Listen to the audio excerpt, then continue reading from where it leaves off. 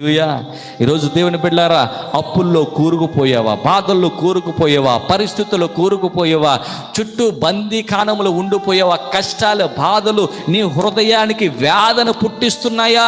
ఆ వేదన వల్ల తప్పుడు నిర్ణయాలు తీసుకుని దేవునికి దూరం అయిపోయావా, సంఘానికి దూరం అయిపోయావా, సహవాసానికి దూరం అయిపోయావా? ఆ వేదన నిన్ను ఎట్టి రీతిగా నిన్ను ఈ లోకంలో నడిపిస్తుంది, దేవునికి దూరం చేసేస్తుంది, లోకానికి దగ్గర చేస్తుంది. ఈరోజు దేవుడు చెబుతున్నావు, ఏ విధమైనటువంటి వేదనతోనూ ఉన్నా, ఏ విధమైన కష్టాలతోనూ ఉన్నా, ఏ విధమైన బందీకానంలో నువ్వు ఉన్నా, నీ బ్రతుకును మార్చగలిగినటువంటి మార్పు లేనటువంటి దేవుడు ఈ రోజు నీకు ఒక మాట ఇస్తా ఉన్నాడు.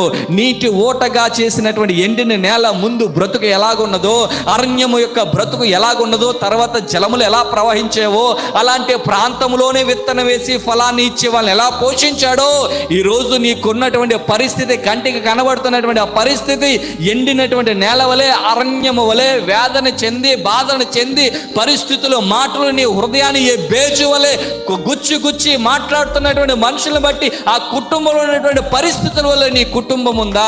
ఆ వేదన కలిగినటువంటి పరిస్థితుల వల్ల ఉందా? ఆ కష్టం కలిగినటువంటి పరిస్థితి ఉంది. దేవుడు చెబుతున్నాడు, మార్పు చెందినటువంటి దేవుడు నీ కుటుంబంలో మార్పును తీసుకురాబోతూ ఉన్నాడు, నీ జీవితంలో మార్పును తీసుకురాబోతున్నాడు, నీ పరిస్థితుల్లో మార్పును తీసుకురాబోతున్నాడు. ఆయన మార్పు చెందినటువంటి దేవుడు పరిస్థితులను మారుస్తాడు, అధికారులను మారుస్తాడు, మనుష్యులను మారుస్తాడు. అధికారుల యొక్క మనస్సులను, పరిస్థితులు మార్చగలిగినటువంటి గొప్ప నీతి కలిగినటువంటి దేవుడు మన యేసుక్రీస్తు ప్రభువారు. చప్పట్లు కొట్టే బిగ్గరగా ప్రభు నామాన్ని. నువ్వు నేను మార్చలేం, నువ్వు నేను మార్చుకోలేం.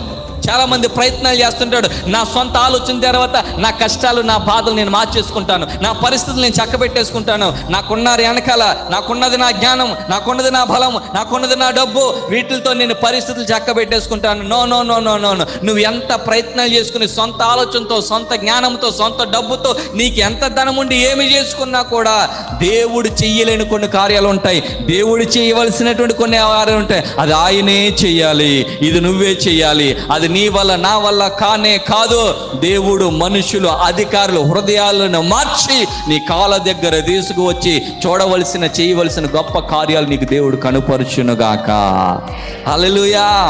మార్పు చెందినటువంటి వాడైనా నిన్ను మార్చేటటువంటి వాడు. వేదనతో ఉన్న ఎబ్బేజు బ్రతుకు మారిపోయింది, బ్రతుకు మారిపోయింది, బ్రతుకు మారిపోయింది. ఎంతలా మార్చాడో తెలుసా?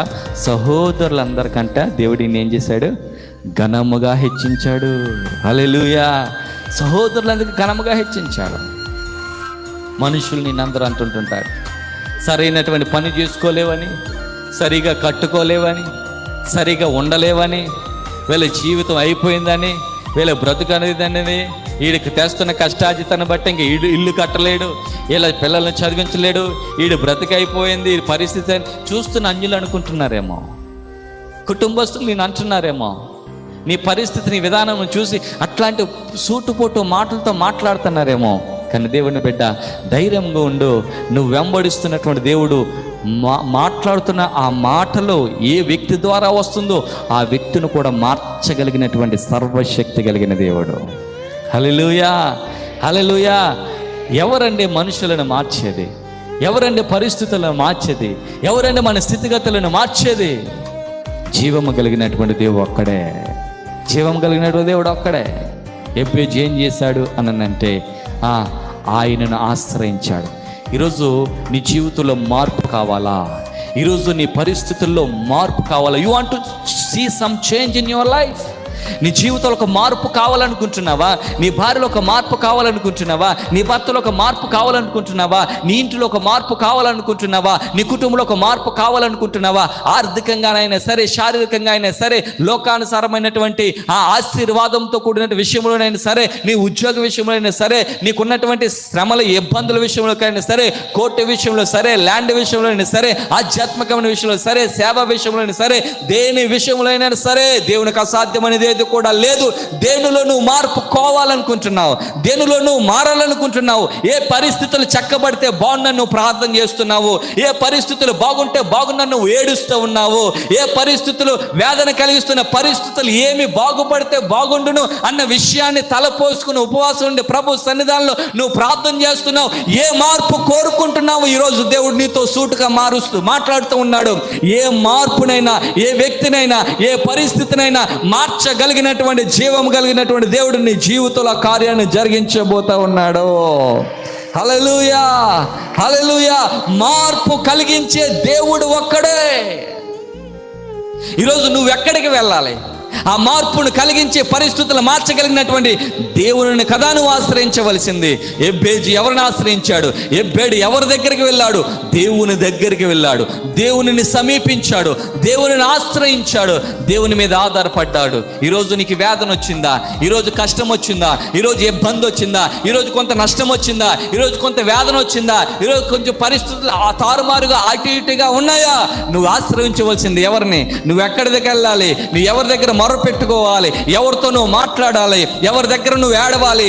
ఎవరి దగ్గర నీ హృదయాన్ని చించుకోవాలి? ఎవరి సన్నిధానంలో నువ్వు కనబడాలి? దేవుని సన్నిధానంలో నువ్వు కనబడాలి. దేవుని సన్నిధానికి నువ్వు రావాలి. ఆ మార్పును తీసుకొచ్చే జీవము కలిగినటువంటి దేవుని వైపుకు తప్ప మరొకరి వైపు నువ్వు తిరగకూడదు. ఎందుకంటే నీ కొరకు రక్తంను కాచి ప్రాణం పెట్టినటువంటి యేసయ్య నీ బాధను అర్థం చేసుకోగలడు, నీ కన్నీటిని అర్థం చేసుకోగలడు, నీ వేదన అర్థం చేసుకోగలడు, నీకున్నటువంటి కష్టమును అర్థం చేసుకోగలడు. ఆయన ఈ లోకంలో 33.5 సంవత్సరాలు జీవించి 3.5 సంవత్సరాలు ఆయన పరిచర్య చేసి మానవుడిగా నీవు నేను పడుతున్న ప్రతి విధమైన మానసికమైన బాధపడ్డాడు, శారీరకమైన బాధపడ్డాడు, ఆధ్యాత్మికమైన బాధపడ్డాడు, అనేకమైన కష్టములు గుండా, ఇబ్బందులు గుండా ఆయన వెళ్ళాడు. సహజ మానవుడిగా నీవు నేను కూడా ఏ విధమైన సమస్యలు గుండా వెళ్తున్నావో నీ భార్య అర్థం చేసుకోలేకపోయేదేమో, నీ భర్త నిన్ను అర్థం చేసుకోలేకపోయాడేమో, వారు నిన్ను భరించలేడేమో. కలవరి శిలువలో రక్తం కార్చింది యేసు నిన్ను భరించగలడు, నిన్ను అర్థం చేసుకోగలడు, నీకు మార్పును తీసుకురాగలడు. తన శక్తి చేత నీకున్న మొదటి స్థితిని మార్చి రెండంతల ఆశీర్వాద స్థితిలోనికి దేవుడు తీసుకుని వెళ్ళగలడు. చేపలు కూడా బిగ్గరగా ప్రభు నామాన్ని మాయం పరుద్దాం. మార్పును దేవుడు తీసుకుని రాగలడు.